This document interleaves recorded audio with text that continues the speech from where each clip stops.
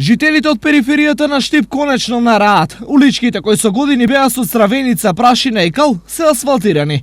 Најзафрлениот дел од Штип, познат како Дузлачки рид, по 3 децении од изградбата на првите куќи, конечно се поврза со асфалт. Најважно што е прашината ќе не.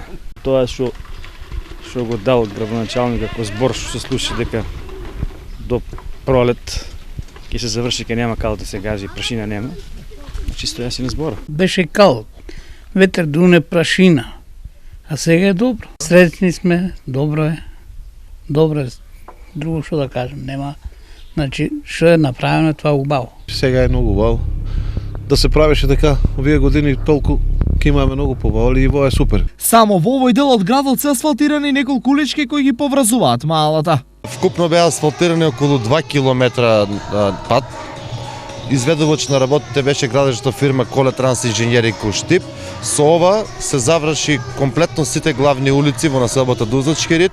Како што реков, должината е околу 2 км, вредноста на инвестицијата е над 4 милиона денари. Ова е еден од 3 приоди кои општината ги вети за поврзување на манастирот Света Недела со градот. Па сигурно 1000 пати подобро е тоа, се чист пат, калм нема, ќе си до Света Недела горе што викаме до Маријана.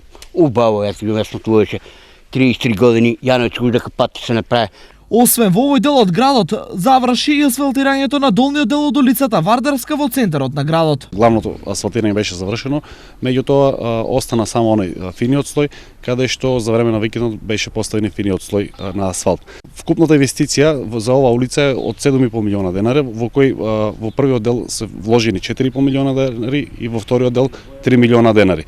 Комплетно е смената инфраструктурата, се мисли на водовод и канализација, каде што веќе е одбрана фирма изведувач за вториот дел од улицата Вардарска, во секој момент треба да започне и по завршувањето на вториот дел од улицата, односно комплетно реновирање на улицата, ќе настапи со реновирање, односно реконструкција на тротоарите и изведба на онаму каде што нема на нови тротоари.